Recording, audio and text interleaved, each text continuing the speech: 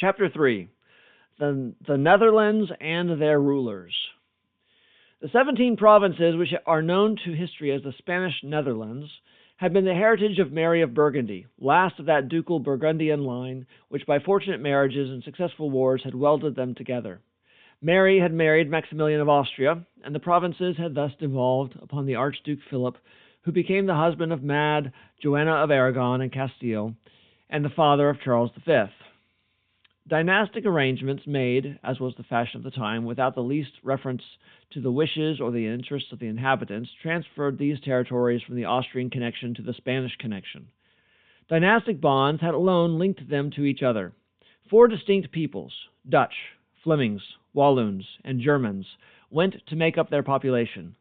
The northern provinces, Holland and Zeeland, Utrecht and Friesland, Gelderland,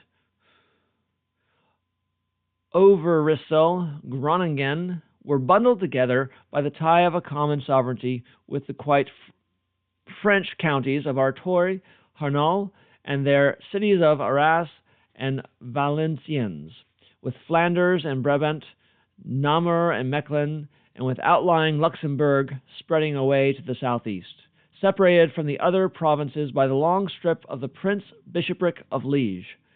Broadly speaking, these 17 counties and duchies fell into 2 groups. There were the northern, the Dutch, ultimately the Protestant provinces, which lived mainly on agriculture and fishing, and the coasts of which were perpetually at struggle with the beleaguering sea.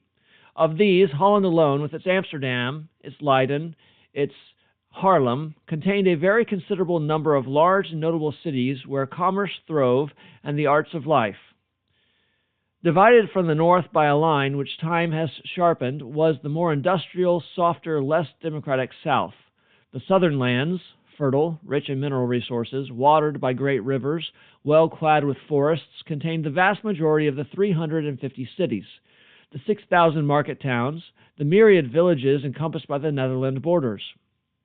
Then, as now, this Belgium was a hive of manufacture, a storehouse of immense treasure. It is one large town, Philip is reported to have exclaimed as he rode through it. The Delfts and Dorts and Leidens of the Dutch were tranquil towns where the barges floated sluggishly down canals spanned by countless ancient and reposeful bridges, and the citizens, industrious enough and when roused, capable, as was to be seen, of heroic energy and stubbornness, went quietly about their business, buying and selling with the peasants who tilled the obstinate soil and the hard-tanned fishermen who plowed the fields of the reluctant sea. Tumults and turbulence were rare with them. The great cities of the south, Bruges and Ghent and Flanders, Mons and Valenciennes and Hainault, Mechlin and Brussels and regal Antwerp, were roaring centers of trade, with craft guilds numerous, powerful, pompous, with great busy populations, merchants and shopkeepers and artisans, with opulent religious foundations, places where social life, not yet free of medieval feudalism, glittered brightly, built in the midst of a country dotted with the castles of a powerful nobility. Ghent had 9 miles of walls, 52 great guilds. Antwerp, greater still, was one of the first ports of the world. Every nation has its agents on her quays. The products of every quarter of the globe were heaped in her markets.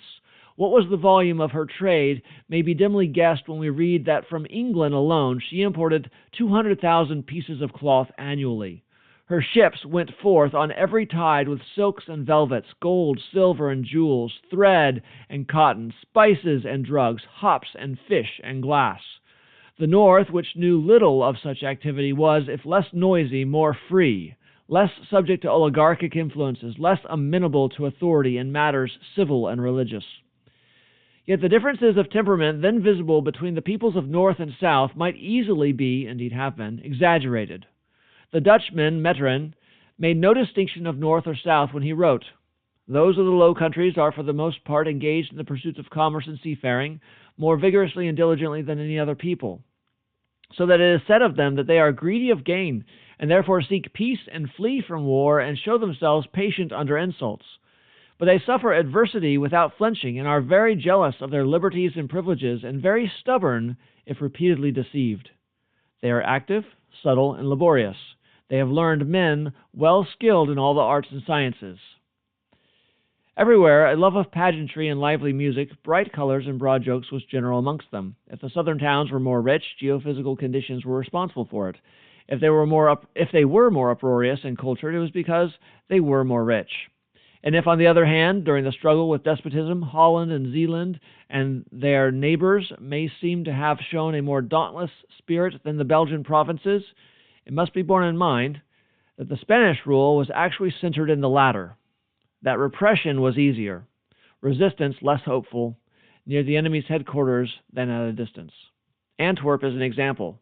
No man could say that its people shrank from suffering or were unreceptive to the Reformed religion. Its sympathies were long with the Revolution, yet it had not the chance of successful rebellion that other towns, smaller but more fortunately circumstanced, had, and the ultimate settlement found it remaining in Spanish hands cut off from the free provinces. Time and separation, be it repeated, emphasized the differences, the incompatibility of temperament between the two halves of the Netherlands. The most recent attempts to unite them have been the most hopeless. But it is as unjustifiable as it is simple to explain the religious and political split as the result of the one factor of race. Under Burgundian rule, it had been Brabant and Flanders which had most doggedly fought against encroachment upon popular privileges, and 3 years after the death of William the Silent, Lord Buckhurst could say that the revolted provinces of the Protestant North still contained more Catholics than Protestants. For hundreds of years, with varying fortunes, the provinces and cities had struggled for constitutional success. When the feudal ruler was an orphan, Mary of Burgundy, charters were extorted, the right to vote supplies admitted, the principle of decentralization strengthened. When a Charles the Bold or a Charles V was Count of Holland or Duke of Brabant, reaction was experienced. Charters were summarily revoked, ruthless pecuniary exactions were wrung from the people, everything worked towards the omnipotence of a central authority.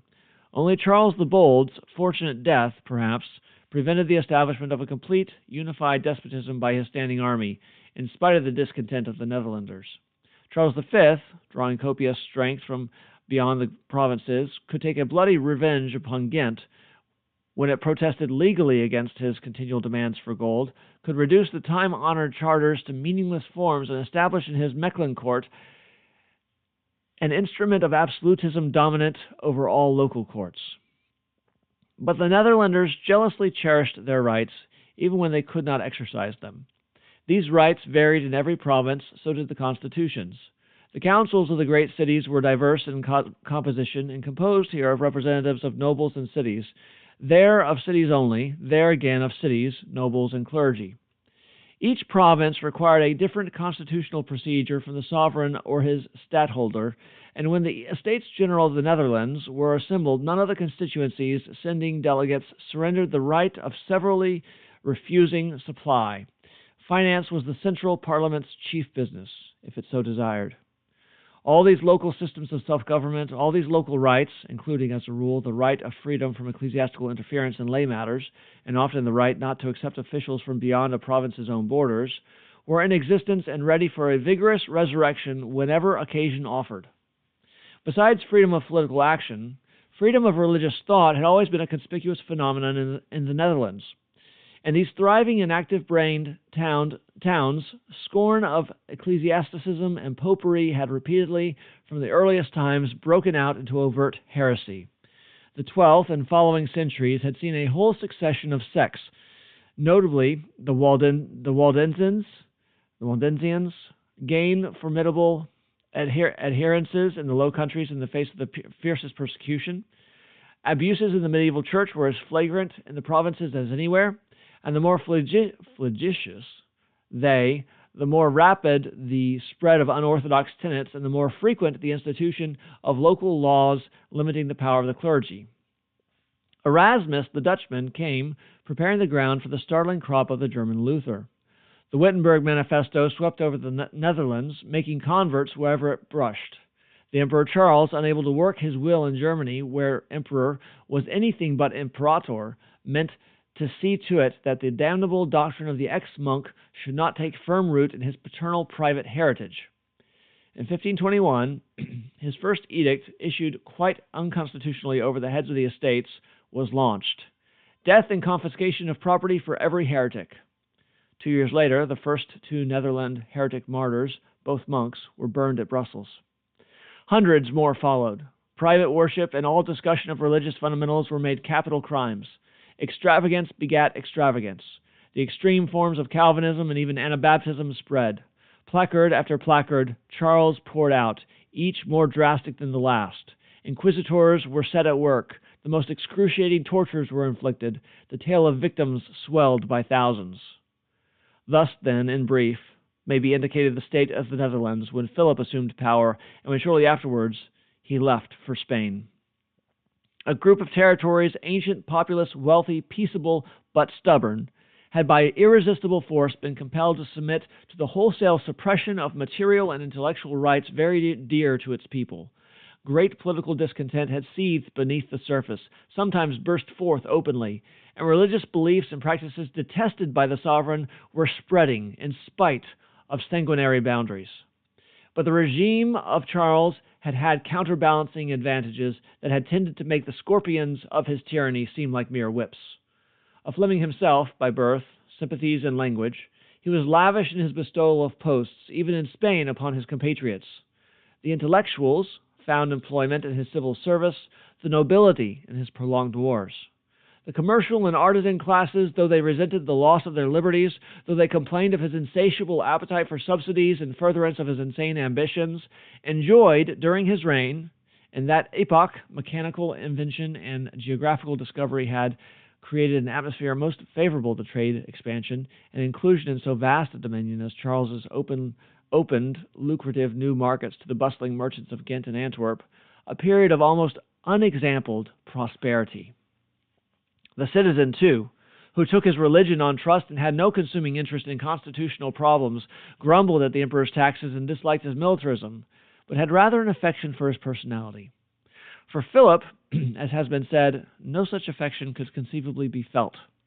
In an age when the prevalence of a skeptical philosophy has infected many writers with a sense of blackening the characters of good men and whitewashing those of bad men, attempts have been made to prove that the gloomy tones in the traditional portrait of Philip have been laid on too freely. The outcome of these efforts is that it has been shown beyond all cavil that Philip was hardworking, that he was dyspeptic, and that he believed in a God, which nobody ever denied. This king was indisputably one of the worst who ever sat on a throne. His talents were so mediocre that his very industriousness and attention to state affairs were rather curses than blessings. Every petty act of every subordinate official must be submitted to him for ratification. Bushels of departmental papers streamed into his comfortless study in the Escorial. He must pore over each, annotate each in his diffuse, ungrammatical, hair-splitting way, answer each, usually with a demand for further elucidation and delay. Possessing able assistants, he hampered and obstructed them not only directly but indirectly by virtue of his incurable passion for secret intriguing. In that long, narrow, meager, bearded face, the character of the man is writ plain. Ill health merely intensified a darkness, a meanness, a creeping ferocity which were inborn. Philip was hypocritical, yet at the same time bigoted and superstitious to the core. One lifelong aim he had, the promotion of the joint glory and rule of himself and of the God he had fashioned in his own image. That aim before him, he ignored not merely all considerations of humanity, assassination, execution, massacre of high and low, of friends, even perhaps of relatives, were methods he employed without a qualm, but all the common and obvious duties of any government which would avoid self-stultification. His colonial policy made Spain the parasite of a plundered America, and prepared the way for the decadence of the next century. The Moriscos, most industrious of his country's inhabitants, he must expel because they were not Christians. The Netherlanders he must at immense cost half ruin and half exterminate because some of them were not Catholics. Had Philip won the world, it would have been a depopulated and devastated world that he won. When the king sailed from Flushing, brooding over the forwardness of the estates and the suspicious conduct of William of Orange, he left behind him his half-sister, Margaret, as regent. This woman, who lived apart from her Farnese husband, was an illegitimate child of Charles V, born of a citizen's daughter of Ghent several years before Charles's succession. She had been brought up in the royal circle, was imbued with its ideas, and faithful to her brother and his church. Masculine in voice and physique, she had a plain, strongly lined face with hairy upper lip and was a great huntress and horsewoman. She might have been expected to be a capable ruler, and indeed, in favorable circumstances, might never have been revealed as anything else. But crises, which were chronic during her tenure of office, always found her feeble and vacillating, despite all her temper and haughtiness, and she was usually in mental subjection to some servant with a will more dominant than her own. To assist Margaret in her task, there were stadtholders for all the provinces chosen from among the great nobles. Orange, Egmont, Mansfeld, the testy soldier, Ehrenberg, the intolerant Hispanophile, Berlaymont, and others. But also there was an elaborate central organization composed of 3 councils: a financial council, under Berlaymont's presidency, to control the fiscal chambers of the provinces; a privy council, under the learned Frisian Viglius, the business of which was the supervision of the judicial administration; and a state council, presided over by the regent herself, which, besides having the charge of high matters of state, was in a vague position of authority over the other 2 councils. This state council had as members the Bishop of Arras, Granville, President Viglius, the Prince of Orange, and Count Egmont, who was the stadtholder of Artois and Flanders, to whom were added, when they had returned after accompanying Philip to Spain, Count Horn, the Admiral, and the Duke of Aerschot. Greater diversity of temperament and character could not have been squeezed into so narrow a compass. Viglius, the legal member, yellow-haired and rosy, was an erudite man, a student of the classics, a friend of Erasmus, a compiler of informative memoirs. Not of exalted extraction, he was very subservient to the great personages among whom he was placed. Pacific and mild enough by nature, but his pusillanimity, servility, and avarice made him consent to the most infamous measures rather than offend those who seemed to have a firm hold upon power or sacrifice and emolument. For many years he hoarded money, even becoming a priest in order to qualify for a benefice. For as many years he stifled his conscience and worked devotedly for the alien governors of his country. The Bishop of Arras, the ecclesiastical member, was also a man of culture and a master of fortunes. Otherwise he was as the poles apart from Viglius.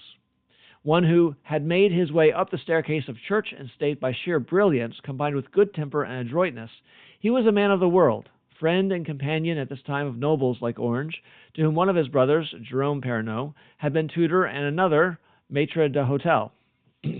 He kept princely state. His presence was commanding, his manners, when he so cared, delightful.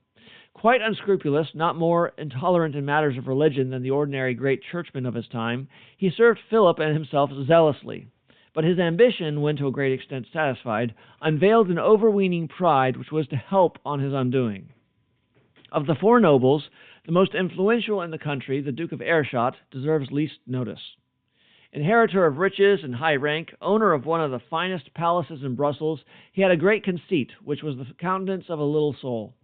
Very conventional, he lacked all comprehension of the new movements around him, and a fancied slight could alienate him from his closest associates. Of black-browed Horn, too, little is to be said. The Admiral was honest enough after his lights. He worked hard, clung to his faith, reduced himself to beggary in his Lord's service. In truth, though, his abilities, views, and career were alike commonplace. And if the manner of his end afterwards gave him fame and a halo, that was but an accident. Egmont, however, the gallant victor of St. Quentin, was a figure of more distinction. Chief personage in these provinces after the Prince of Orange, this fine soldier, vehement and vivid, was one of the idols of his contemporaries. His repute had spread the world over. He was expected to achieve things. He had the power of charming men and drawing them after him. But mingled with the proud recklessness of his small, square, deeply furrowed face, with its jagged brows and wrinkled eyes, its heavy mustache and coarse little beard, was something of wavering, of stupidity, and of petulance. Egmont was vain. His chivalrousness was rather conventional than instinctive. His outlook was limited. He lacked foresight. His displays of initiative were fitful and disjected. Like Horn, he was to be dignified by his death. Unlike Horn, he had a certain native dignity too. There was much in him that was trivial, weak, and even contemptible, but his external splendor, his openness of soul, and the strength of his emotions make him one of the most interesting personalities in the great drama. Lastly, there is the Prince of Orange. William, when Philip went away, was no more than 26, but plenitude of experience had matured him early. An excellent portrait of this period shows him standing, tensely reposeful, in armor, with a thin, nervous, strong hand resting on his shining helmet. The head, with its slightly waved brown hair, is long, the brows thoughtful, well molded and hollowed above the eyes, the nose slightly aquiline but not thin, with big, sensitive nostrils, the chin cloven and a little upturned and covered with an incipient light beard. About the dark, keen, meditative eyes and the firm, down-drooping lips lie alert determination, restrained pride, some irony, and a shade of sadness. There is breeding and self-confidence, sense and idealism in his face, and is something which makes the observer forget William is a young man. But the characteristics seized by the painter as salient were not all-pervading. This portrait of quiet strength and melancholy tells but a half-truth, albeit a profound one. The William of daily life was reticent, but never reserved, serious, but never solemn, at once the taciturn and the most fascinating of talkers. He mixed with ease in the life of Brussels, a lavish and winning host, a good companion, a sportsman fond of hawk, hound, and horse, a genial grandee who always had an unaffected word of greeting for servant and citizen, was never known to lose his temper, had no false superiority. Thus writes a foe of him, in French, which I cannot read. Skipping that, he, Pontus Pion, goes on to say that incredible though it might seem, even the prelates and churchmen of the country, his lifelong adversaries, bore him a very good affection, especially those who had some intimacy or talk with him at the States General, and had nothing in their mouths but his modesty, his courtesy and generosity, so opposed to the haughtiness, pride, and ambition of the other lords of the country. William lived at this time luxuriously, carelessly, like his friends. A score of gentlemen, another score of pages were in his retinue. He kept open house. His kitchens were as ant heaps of menials, and the extravagance of his banquets was the talk of the city. The force of events was soon to change his way of life, but as yet it lay amid very pleasant pastures.